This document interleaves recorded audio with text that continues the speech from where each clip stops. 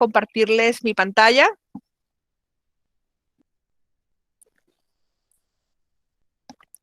Y pues les muestro lo que tenemos para hoy. En la semana pasada y la semana antepasada vimos antihipertensivos, hablamos de metildopa, hablamos también de metildopa como agente de acción central, hablamos de los antagonistas de los receptores de angiotensina 2, los sartán y telmisartán, hablamos de los bloqueadores de los canales de calcio, de eso tenemos anifedipino y amlodipino, hablamos también de antiagrantes plaquetarios, heparina, sobre todo, clopidogrel, noxiparina, hablamos de los receptores beta-adrenérgicos, atenolol, metoprolol, propanolol, hablamos de los inhibidores de la enzima convertidora de angiotensina, como es captopril y dalapril. Y pues el día de hoy terminamos en esta semana número 12, del 31 al 4 de junio, con lo que vienen siendo vasodilatadores coronarios y diuréticos. Vamos a hablar un poquito de insuficiencia cardíaca, vamos a hablar de isosorbida y nitroglicerina, vamos a hablar de diuréticos. En este caso tenemos a los inhibidores de la anhidrasa carbónica, acetazolamida, de los diuréticos de asa, furosemide, los ahorradores de potasio, espironolactona e hidroclorotiazida.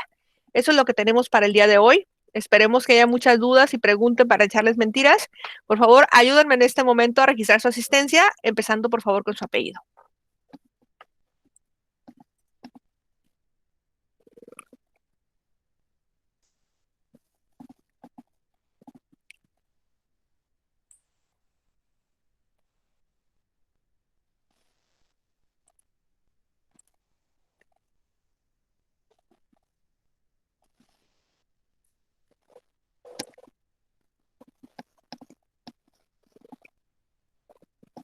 Recuerden que el acceso para entrar a la clase de Meet lo tienen en su correo, el correo que les mandé, y es el mismo enlace para todo el semestre. Sobre todo porque ahorita me dan 3 o 4 personas que me han pedido acceso, entonces recuerden, por favor, que ustedes pueden ingresar de esa manera. Y sobre todo para que sean más discretos en los casos que se salgan y se luego posteriormente quieren entrar, ¿no? Yo sé que en ese salón no pasa eso, de ahorita ser 32 y al término de la clase, pues resulta que somos de pues unos 15, ¿no? 33 personas registradas el día de hoy. Entonces, si tienen dudas o preguntas, pues vamos a arrancar. Quiero comentarles que el día de ayer, mande Briseida. Lo que pasa es que 7 de mis compañeros están en brigada. ¿Le paso los nombres o los anoto aquí?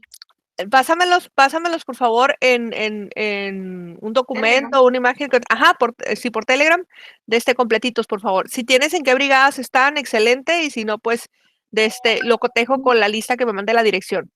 Ok, porque no tengo documento oficial, solamente son los apellidos. Sí, no hay problema, pásamelos tú así, en lo que la dirección me los manda, y ya con eso yo tengo ya el registro. Quiero comentarles que de la brigada que fuimos el día de ayer a Ocoroni, hoy continúan y mañana también se les van a otorgar créditos. Si alguno de ustedes tiene oportunidad, por favor, pónganse en contacto para las brigadas de vacunación de la escuela. Yo me comprometí con los compañeros que fueron de los 600 y algunos de los 400. La actividad era solamente, yo pensaba que con los 800, sin embargo, pues no se juntaron los que yo pensaba, ¿no? Quiero comentarles que es muy gratificante verlos, sobre todo porque hay personas que aún a pesar de ya estar en cuarto año, pues solamente a ellos sí les tocó practicar en presencial, pero pues hay otros que están en los 400 y no han agarrado jamás una jeringa y mucho menos tocado un paciente para aplicar un medicamento, ¿no? Hay muchas cosas que hay que cuidar primero que nada la seguridad de ustedes como vacunadores y ya posteriormente pues al paciente, ¿no? En el caso de las vacunas, pues saber de eventos adversos. Había una brigada de médicos ayer pues en este caso serían pasantes de medicina, que eran los que daban las indicaciones a la gente, sobre todo si había una señal de alarma.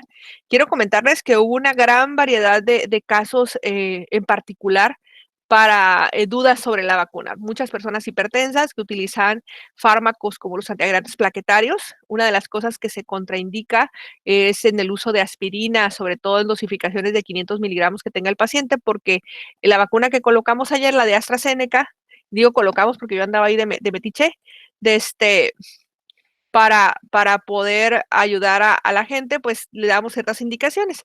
¿Qué señales de alarma? Aprovechando que en el examen van a venir ese tipo de fármacos, pues las señales de alarma para saber si un antiagregante plaquetario está en sobredosificación o en este caso estoy teniendo un evento secundario, lo primero que hay es la gingivorragia.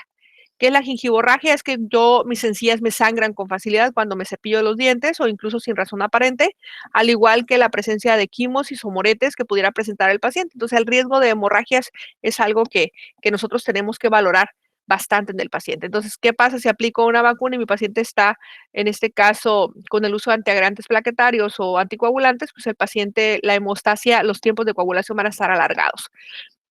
Entonces, ese tipo de detalles son importantes. Nos tocó una persona con uso de medicamentos específicos para quimioterapia. Entonces, también esos pacientes que están en estado de inmunosupresión, pues también hay que considerar el uso de algún fármaco sintético. Alérgicos a todos. Soy alérgico hasta a los médicos, nomás de verlos me da alergia. Me pongo todo hematizada, decía una señora. Bueno, pues en esos casos hay que el Coco Watch, hay que platicar con la gente para identificar si es factor de ansiedad lo que condiciona las alergias, el estrés y no la sustancia con la que está en contacto, ¿no? Afortunadamente, el día de ayer solamente tuvimos 2 casos de personas que se hipertensaron porque no tomaron sus medicamentos y lo relacionaban con el estrés de estar ahí con la vacuna, ¿no? Yo les comentaba, o sea, la vacuna no tiene nada que ver si yo me siento deshidratado. ¿Por qué? Porque si yo en este momento llegué a las 8 de la mañana y me pasaron hasta las 12 del mediodía, estaba parado en el sol, pues es la condicionante de estar ahí, ¿no?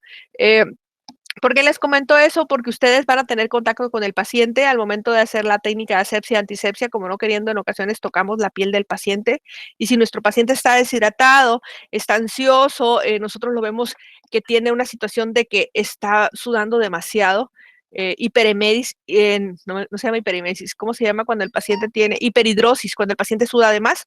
Entonces, ese tipo de casos nosotros tenemos que identificarlos para que los médicos que están apoyando a las brigadas de vacunación pues los atiendan. O sea, nosotros aplicamos la vacuna, si encontramos algún caso antes de aplicarla o después de aplicarla, pues le comentamos para que alguien esté al pendiente. Sobre todo por la situación del síncope, que es un síncope es cuando el paciente pierde el estado de conciencia y se desmaya, ¿no? Entonces, ¿qué hacemos? Imagínense, están pacientes de 40 años en adelante y mujeres embarazadas, aplicas una vacuna y alguien se desmaya y convulsiona, y pues imagínense los demás que faltan de vacunarse, van a decir, no, Hangos me la pongo, o sea, estos me están matando, ¿no? Entonces, todo ese tipo de situaciones hay que cuidarlas bastante. Recordemos que nosotros en este momento no tenemos tuberculosis porque nos vacunaron nuestros papás con las BCG cuando recién nacimos. No tenemos problemas de varicela o alguna secuela de varicela o polio porque nuestros papás nos vacunaron. Entonces, yo ayer les comentaba a los adultos, ahorita nosotros somos el paciente, así como cuando nuestro niño es irritado después de una vacuna, llegamos y nos bañamos. Así como lo hacíamos con el bebé cuando recién lo vacunamos, también el bebé se baña, pues nosotros también hay que hacerlo, somos unos bebesotes. Y todo ese tipo de situaciones, más que el decirles a las personas no tomas café, no hagas esto, no hagas otro, son antes de aplicar algún medicamento y para todo aplica. Si yo tengo sospecha de que soy alérgico a algo, yo como personal de salud tengo que identificar y hacer siempre esa pregunta. ¿Ok? Entonces vamos a irnos con los fármacos, los diuréticos y vasodilatadores coronarios. ¿Sí ven la portada que se vea eso? Sí, maestra. Excelente. Sí. Bueno, entonces, ¿estos fármacos para qué se utilizan? Los diuréticos y los vasodilatadores coronarios, pues para todo paciente que tiene algún problema cardiovascular. Específicamente, los diuréticos los pudiéramos utilizar para los pacientes con insuficiencia cardíaca y los pacientes con alguna complicación derivada de la enfermedad que se llama hipertensión. Si nosotros vemos este corazón, comparamos uno con el otro, dice alguien que se quiere unir, pero no veo quién es el que se quiere unir, me aparece aquí, pero aquí está. Carlos Murillo. Si yo veo el corazón que veo en la imagen izquierda comparado con el derecho, pues hay muchísimas diferencias. Uno está bien grandote y no significa que sea febrero y esté enamorado. Vean las paredes totalmente deformes. El corazón izquierdo es prácticamente el tamaño del corazón completito de la imagen izquierda.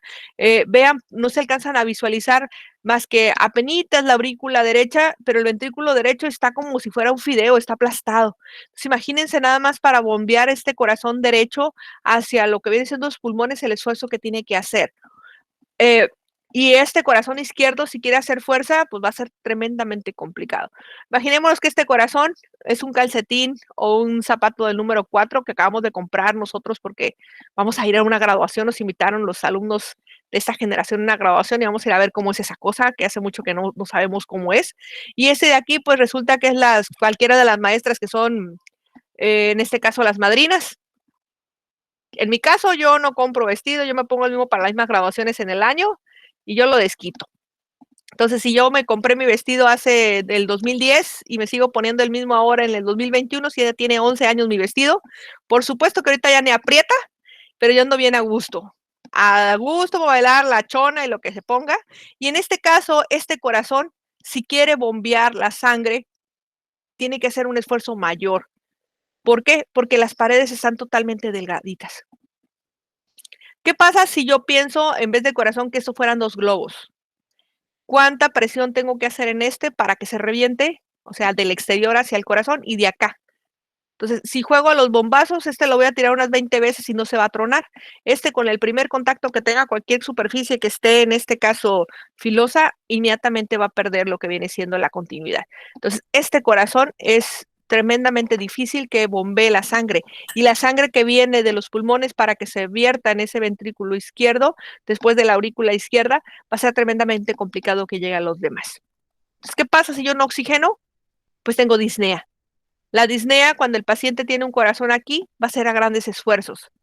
Es que yo antes me aventaba todo el partido de fútbol y no me cansaba. Ahorita nada más para alcanzar a llegar al centro de la cancha ya me fatigo, ¿sí? O que diga el paciente, bueno, es que yo antes podía levantarme de mi cama, ir al baño, regresarme a la cocina y no pasaba nada. Ahora simplemente de levantarme de mi cama y querer caminar unos cuantos metros, pierdo el estado de conciencia, me mareo y tengo dificultad para respirar. Y esa dificultad para respirar, ¿con qué va acompañada? Principalmente va acompañada con tos. Entonces, para ese tipo de pacientes, pues tenemos los diferentes fármacos, los receptores de la enzima convertidora de angiotensina, de la compañeros del lisinopril, pues tenemos enalapril y captopril. De los diuréticos, aquí habla de furosemide, pero recordemos que tenemos a los diuréticos tiacídicos, tenemos a los inhibidores de la enzima, estoy cerca con las enzimas, tenemos a los inhibidores de la anhidrasa carbónica, como es acetazolamida, tenemos a los ahorradores de potasio, espironolactona, y pues ya les había comentado los diuréticos tiacídicos, que son los compas de todo. En este caso tenemos a hidralacina. Aquí en el libro de farmacología, un enfoque fisiopatológico, vienen lo referente a unos glucósidos cardíacos, como es digoxina, que no viene en el programa, y nos vamos a concentrar en esos vasodilatadores coronarios, como es dinitrato de sosorbide y lo que viene siendo en este caso nitroglicerina. Son fármacos totalmente diferentes que nos van a ayudar para mejorar la sintomatología de este corazón, que es insuficiente, que está cansado, y llega un momento en que deja de trabajar. Si esta imagen que está aquí fuera una radiografía de tórax, este corazón que está aquí es del tamaño adecuado. Si este corazón en este hemitórax o en este omitórax no cabe, se sobresale, entonces estamos hablando de una cardiomegalia. Por supuesto que este corazón tiene una cardiomegalia tremenda comparado con este, y ese crecimiento de este corazón va unido a unas patologías que nosotros conocemos bastante, como viene siendo diabetes mellitus, como viene siendo hipertensión. Por supuesto que si yo soy un paciente cardiópata porque tuve un infarto, eso también me va a condicionar a que ciertas áreas de mi corazón no se contraigan de manera efectiva y voy a tener insuficiencia cardíaca. Hablando de estadística, en Estados Unidos más de 42,000 personas fallecen por este momento, por este padecimiento. Esto es estadística 2010-2020. En México rebasamos eso con muchas ganas, sobre todo porque México es un país de hipertensos y en este caso también diabéticos. Si yo entiendo este esquema que está aquí, voy a entender todo lo que tiene que ver con fisiología cardiovascular. Todo lo que está de color azul, estamos hablando de sangre que es venosa, entonces es sangre que llega de la periferia hacia el ventrículo, aurícula derecha y ventrículo derecho. El ventrículo derecho, a partir de aquí, a donde va a oxigenarse a los pulmones, se le llama circulación menor. El flujo de sangre que va del ventrículo derecho a la aurícula izquierda es la circulación menor, y vean nosotros cómo llega el flujo sanguíneo a la aurícula derecha, de la aurícula derecha pasa al ventrículo a la aurícula izquierda al ventrículo izquierdo, y del ventrículo izquierdo a través de la aorta, ¡fum!, va y se disemina por todo el cuerpo. A partir de aquí, del ventrículo izquierdo hacia la periferia hasta cuando va a regresarse nuevamente al corazón, pues como todo eso es más grande, pues se llama circulación mayor, ¿sale? Entonces, si yo tengo este corazón, vean el tamaño del ventrículo izquierdo comparado con el ventrículo derecho. O sea, si yo me regreso a la primera imagen, esto que está aquí es totalmente invertido a lo que veíamos anteriormente. Entonces, vean en este caso, de manera fisiológica, lo que viene siendo el impacto que tiene que ser el corazón para bombear la sangre a los pulmones, pues es muchísimo más grande esta cavidad que en la otra. Pero conforme nosotros vamos envejeciendo y la resistencia periférica, hablando de aterosclerosis, hablando de que el corazón se viene haciendo hipoplásico, el corazón deja de tener fuerza, pues nosotros vamos a tener las paredes que se empiezan a adelgazar. De igual manera, aquí es la misma imagen, sobre todo aquí incluyendo lo que viene siendo alguna circulación colateral, pero aquí hay dos fenómenos muy importantes que hablábamos en hipertensión. Uno que tiene que ver con la precarga y la poscarga, que decíamos que la contracción de la sístole y la relajación de la diástole, eso nos va a llevar a nosotros a que ese conjunto de contracciones, pues nos va a llevar a que nuestro paciente podamos identificar lo que viene siendo el gasto cardíaco. ¿Cómo se refleja el gasto cardíaco en la hipertensión? Pues durante la medición de la sístole y la diástole y conjunto con lo que viene siendo el gasto cardíaco, que es la cantidad que se bombea de sangre a través de los ventrículos, reflejado de manera distal como viene siendo el pulso y a nivel del corazón es la frecuencia cardíaca. Dentro de los cambios cardiovasculares que decíamos ahorita, tenemos a este corazón que está hipertrófico y para eso tenemos algunos medicamentos que van a actuar como inotrópicos positivos, en este caso cuando tenemos una emoción, la adrenalina, la noradrenalina, cuando nuestra tiroides funciona de manera adecuada a través de las hormonas tiroideas y pues estamos enamorados a través de la dopamina. Los medicamentos que disminuyen esta contractibilidad, la semana pasada platicábamos de los beta-adrenérgicos y en este caso tenemos aquí a propanolol, pero también tenemos otros fármacos. Aprovechando a la última persona que se anotó en la lista, Mario Humberto Escalante, ¿andas por ahí?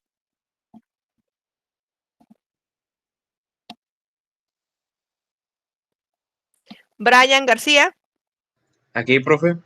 Brian, ¿cuál otro medicamento es otro beta-adrenérgico además del propanolol?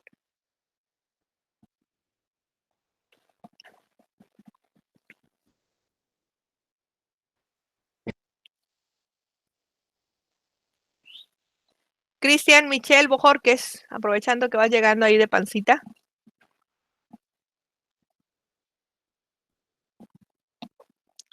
Bueno, en este caso los bloqueadores beta-adrenérgicos, en nuestro programa de farma viene atenolol, metoprolol y propanolol. Yo creo que eso es lo mínimo que deberíamos saber hablando de los fármacos para la hipertensión y por supuesto para la insuficiencia cardíaca. En este caso vamos a utilizar esta presentación de fármacos, pero solamente de liberación prolongada, para ayudar que el gasto cardíaco disminuya y nuestro paciente tenga esa contractibilidad inotrópica negativa que nos va a permitir a nosotros tener una poscarga, en este caso, mucho menor a la que tiene nuestro paciente. El otro factor que habla aquí en el gasto cardíaco es la poscarga, lo que les decía ahorita, y pues vamos a tratar de reducir el esfuerzo del corazón. Pues como trabajo menos, pues la atiendo menos. Así de sencillo. Entonces, si mi paciente tiene una frecuencia cardíaca arriba de 100, pues doy ese tipo de medicamentos y nuestro paciente va a tener una frecuencia cardíaca normal y eso va a ayudar a mejorar sus síntomas. El próximo semestre, en la fisio del adulto, vamos a tener la oportunidad de hablar de este tema, hablando de insuficiencia cardíaca. Y si ustedes me explican este diagrama que está aquí hablando de la fisiopatología, pues aparte que me van a poner muy felices, van a tener ustedes pues un reconocimiento. ¿Qué buscamos nosotros o qué pasa con el paciente que tiene insuficiencia cardíaca? Pues su corazón cambia de una manera muy drástica. Hay dos mecanismos, uno a través del gasto cardíaco y lo otro que tiene que ver a través de la tensión arterial. ¿Qué pasa si nuestro paciente continúa trabajando de más y se cansa? Bueno, en este caso vamos a tener dos síntomas, como viene siendo el edema pulmonar y la disnea. Sin embargo, si mi tensión arterial tiende a disminuir en estos pacientes, de manera contralateral voy a tener aumento de la frecuencia cardíaca y el flujo renal disminuido. Por eso a los pacientes con insuficiencia renal vamos a dar ese tipo de medicamentos. Aquí están los fármacos. Ahorita decíamos, en el caso de los fármacos que tienen que ver con los bloqueantes adrenérgicos, decíamos que estaremos atenolol, metoprolol y propanolol. Yareli Ceja, que vas llegando aquí a la lista, ¿cuáles son los fármacos en este caso? Ya hablamos de ellos, los inhibidores de la enzima convertidora de angiotensina.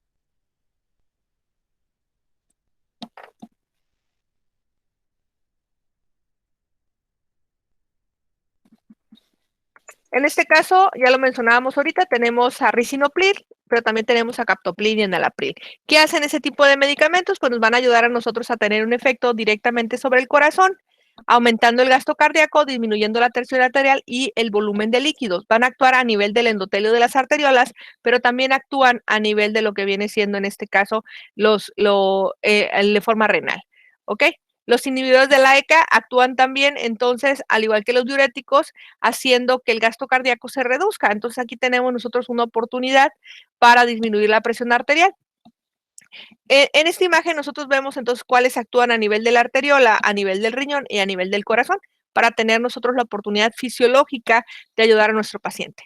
En el programa de Pharma actualmente no vienen los glucósidos cardíacos, que les decía, en este caso tenemos a la digoxina, pero dentro de los vasodilatadores directos, pues sí tenemos al nitrato disosorbide. Dentro de los cambios que vamos a tener, entonces nuestro paciente presenta disnea de esfuerzo, cansancio, edema pulmonar y edema periférico. Hay que hacer modificaciones en el estilo de vida. Nuestro paciente actividad física tiene que hacer, aunque tenga pequeña disnea. Poco a poco hay que ejercitarlo, o por lo menos eso nos va a servir para saber nosotros si nuestro paciente se está complicando o no. Imaginémonos, no sé, cualquier deportista de alto rendimiento que en el transcurso del año, no sé, pensemos en un futbolista que durante su partido de fútbol recorre, no sé, 5 kilómetros en el primer tiempo, ¿sí? Y que diga, ¿sabes qué? A los 3 kilómetros ya tengo fatiga. Pues aunque sea del Santos, sí, que perdieron, o sean del Cruz Azul que ganaron, pues va para afuera. O sea, una persona que no puede hacer actividad física si no recupera la capacidad de mantenerse por lo menos los 5 kilómetros que se requiere para el primer tiempo. Y pues imaginémonos un enfermero con insuficiencia cardíaca que esté en el área de urgencias o de terapia intensiva, pues no va a aguantar el primer turno. Entonces, en ese caso, pues lo vamos a mandar, no sé, a lo mejor con el control de primer contacto o algo que esté relajadito, porque ni tampoco la toco va a poder estar. Son actividades o necesidades que nosotros tenemos de respuesta rápida, y el paciente, si se fatiga, pues no va a poder continuar con ello. Entonces, dentro de los cambios que tenemos que hacer higiénico-dietéticos está la restricción de ingesta de sodio y de agua, y pues identificar si nuestro paciente previamente ya tuvo un infarto o algún problema a nivel del corazón. Sobre todo nos apoyamos con lo que viene siendo, en el caso de la insuficiencia cardíaca, a través de un ultrasonido del corazón.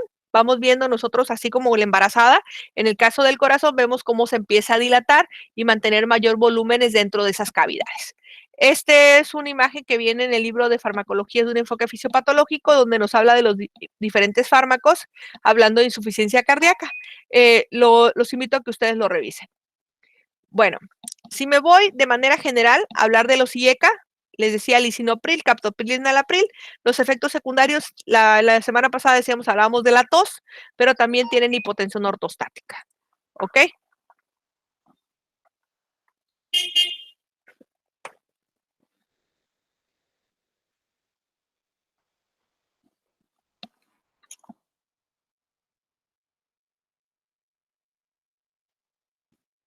Bueno, en el caso de lo que viene siendo ese tipo de fármacos, está contraindicado en el embarazo y la lactancia. Aquí está un listado de lisinopril, aquí vemos enalapril. Recordemos en cuestión de la interacción con alimentos, y es categoría D en el embarazo. Aquí está un PAE, y voy a dejarlo hasta aquí con respecto a, de manera general, al que yo les estaba hablando de lo que viene siendo en este caso ese tipo de fármacos. Voy a irme a las tablas mágicas, que yo sé que a ustedes les gustan mucho. ¿Sale? Voy a compartirles en este momento. Déjenme buscar. Tengo un Excel donde viene lo referente a los vasodilatadores coronarios.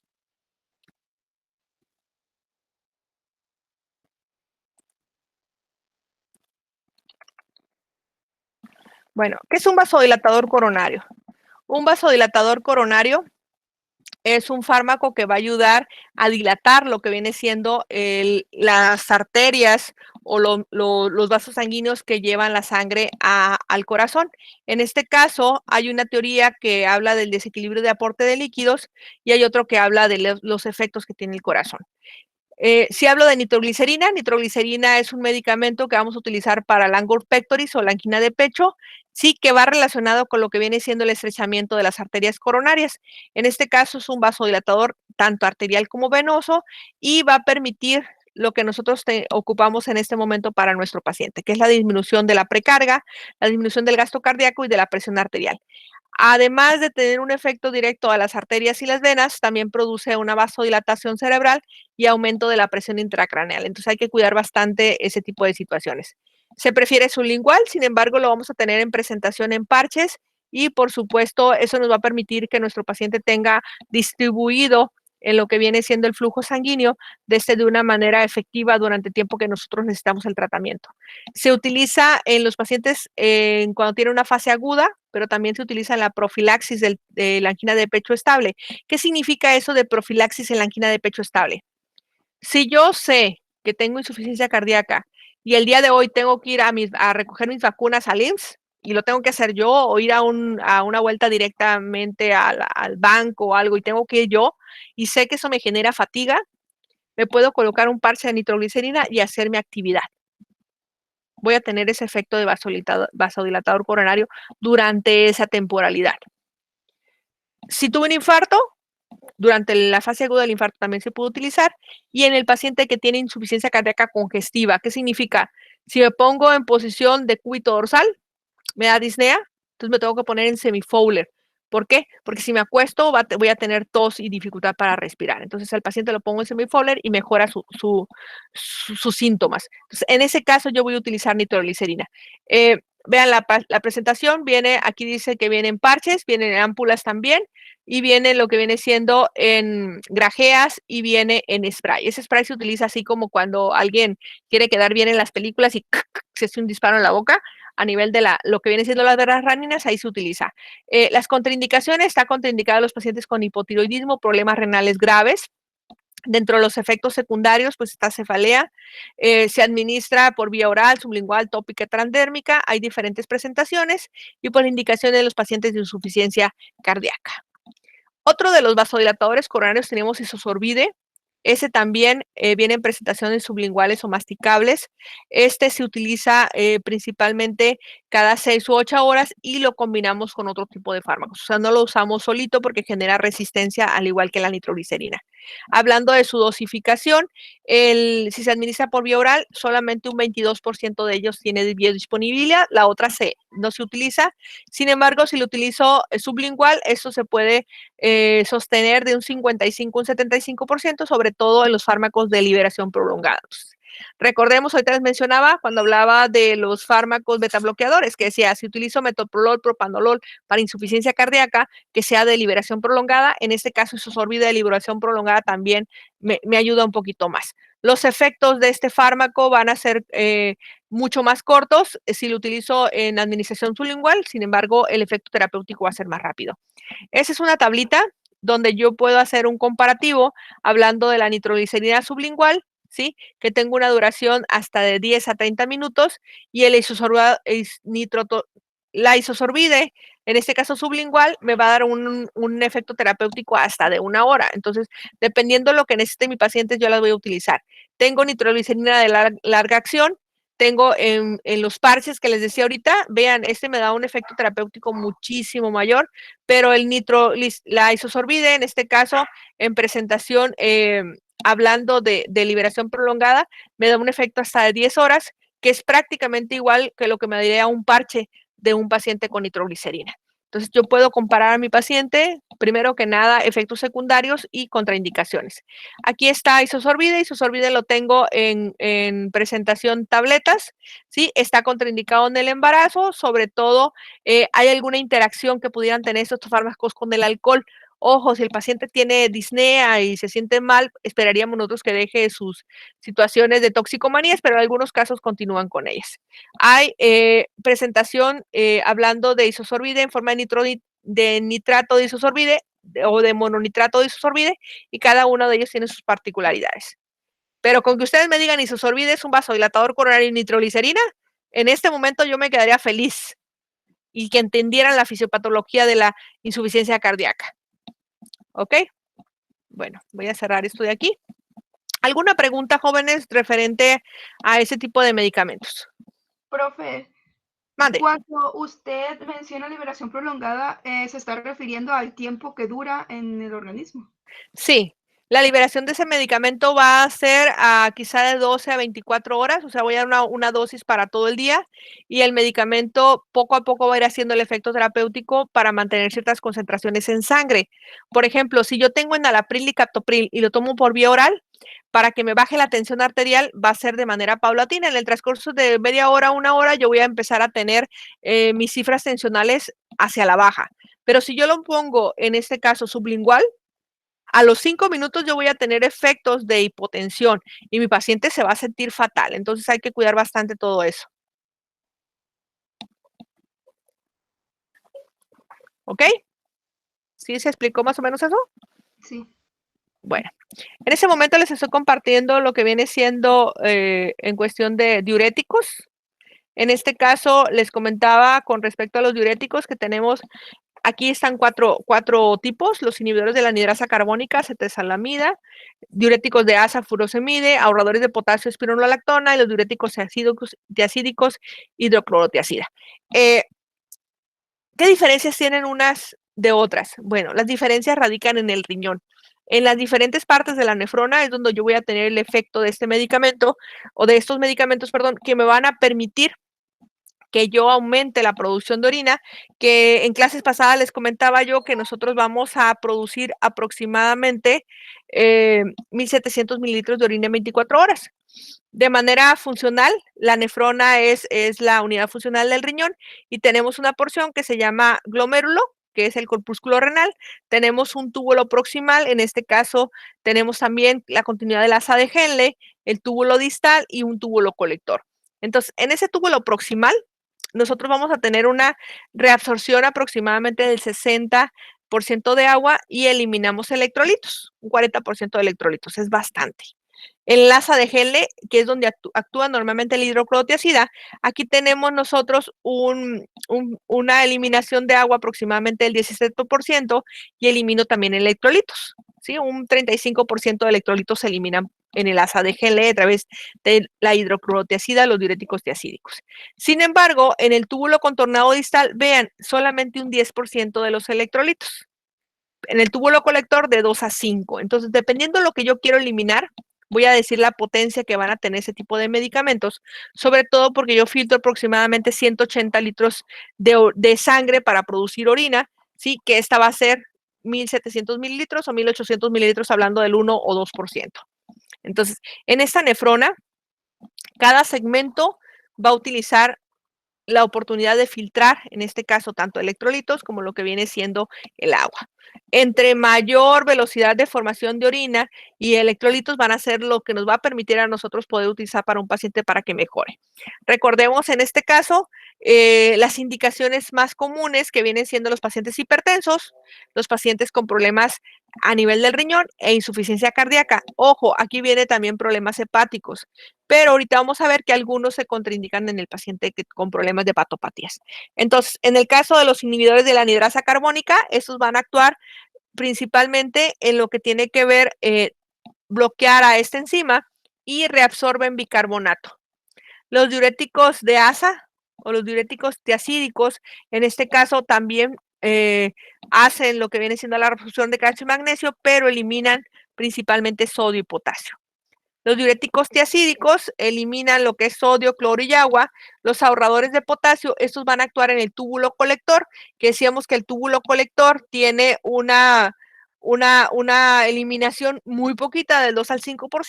Sin embargo, en el túbulo colector nosotros vamos a tener en este ahorrador de potasio, que es espironolactona, la oportunidad de secuestrar el potasio y que no se elimine a través de la orina. Los diuréticos osmóticos, en este caso, van a actuar en el túbulo proximal y en el asa de Henle, permitiendo lo que viene siendo la reabsorción de agua hacia el capilar peritubular. Traducción de eso, nuestro paciente se toma ese tipo de medicamentos para aumentar la producción de orina, y si yo disminuyo los líquidos del cuerpo, si me peso, voy a pesar 1 kilo menos o 1 litro menos de agua que esté circulando. Las precauciones, entonces hay que vigilar el estado hídrico del paciente y el peso, eso lo hacen ustedes. El peso debe de ser diario en los hospitales, por eso se supone que hay una báscula ahí en el pasillo para nosotros pesar a nuestros pacientes. Pero si alguno de ustedes va a las prácticas y toma somatometría, ¿qué hacemos? Señor, ¿usted cuánto mide? 1,80. Resulta que es un chaparrito de Oaxaca, No tengo nada en contra de ellos, pero van a decir, pues 1,70 m, 80 m, ¿de dónde? O sea, yo mido 1,65 m y soy más grandota. Algunas enfermeras bromean, ¿no? Con ese aspecto, pero otros no. Automáticamente, si el paciente sigue midiendo 1,80 m y es güerito o azul, lo anotan, ¿sí? ¿Y cuánto pesa? A una mujer, pregúntenle, por favor, a una mujer, a cualquiera de sus maestras, pregúntenle, oiga, profe, ¿y usted cuánto pesa? Cinto. ¿Cuánto? 65 kilos. Y ya nos vemos face to face. Yo peso 95 kilos. Yo todos los días me peso y me doy cuenta que mis 95 kilos ahí están. Y son bastantes. Mi peso adecuado son 70 kilos. Entonces saquen cuentas, tengo 25 kilos de más. Y yo digo, es pura agua porque hace mucho calor, ¿no? Pero pues la cosa aquí es que el uso de los diuréticos nos va a ayudar a reducir de peso, ¿sí? Porque sacan el agua de nuestro cuerpo. Entonces voy al gimnasio, me pongo un traje sauna, me pongo una faja de neopreno y pues salgo todo así bien fitness y me voy y me peso y, ¡ay, 5 kilos menos! Pues son 5 litros de agua que sudé y miccioné, pero los tengo que reponer porque las concentraciones de electrolitos están cambiando. ¿Cuándo se toman los diuréticos? En la mañana para no levantarnos en la noche para evitar nicturia. Se toman junto con los alimentos para evitar nosotros tener problemas de náuseas y en los pacientes con diabetes hay que estar vigilando porque nosotros podemos estar eliminando glucosa a través de la orina y los electrolitos, hay que cuidarlos bastantes. Se prohíben en el deporte porque es en trampa a los boxeadores y en este caso vamos a decir que tienen, ¿cómo se llama? Cuando dicen que hacen trampa con los medicamentos, que se doparon, algo así dicen, ¿no? Me han contado. ¿Esteroides? No, el uso de los diuréticos para llegar al peso adecuado, los esteroides los utilizan para aumentar masa muscular y fuerza y todo eso, pero los boxeadores lo que quieren es estar así más concentraditos en su cuerpo y menor cantidad de líquidos para tener el peso mínimo para la actividad o para algún tipo de actividad que van a hacer. Mis cuadros mágicos, recuerden que estamos grabando, así que no se preocupen. La acetazolamida, ¿dónde actúa? En el túbulo proximal. Furosemide actúa en el asa de Henle y también bloquea el sistema cotransportador de sodio y potasio. Furosemida lo podemos en presentación bioral intravenosa y ese nos va a dar mayor potencia de eliminación de agua de nuestro cuerpo. Es el que vamos a utilizar nosotros cuando queremos bajarle así a nuestro paciente el flujo de líquidos que están ahogando, en este caso, sus pulmones. Espironolactona actúa en el túbulo colector cortical, hidroclorotiazida en el túbulo contornado distal. Cada uno de ellos tiene particularidades, salvo furosemide que se utiliza vía intravenosa, los demás se utilizan por vía oral. Acetazolamida disminuye la formación de líquido cefalorraquídeo, está contraindicado en los pacientes con cirrosis hepática, al igual que lo que tiene que ver en este caso, vean los pacientes con insuficiencia renal o hepática, sí, nosotros tenemos a espironolactona, hidroclorotiazida, acetazolamida contraindicados. Entonces, ¿qué les dejamos a los nefrópatas y a los pacientes que tienen problemas, en este caso del hígado? Furosemide. ¿Sale? Entonces, todos se llevan mal con el alcohol.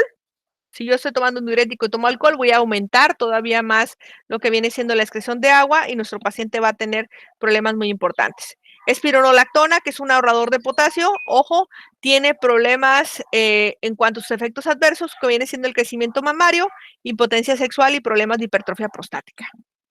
Eso no lo tienen los otros. Sin embargo, hay que estar identificando las alteraciones que puedan presentar sus pacientes. ¿Alguna pregunta de esto? Entonces, acetazolamida, furosemide, espironolactona, hidroclorotiazida, que son diuréticos.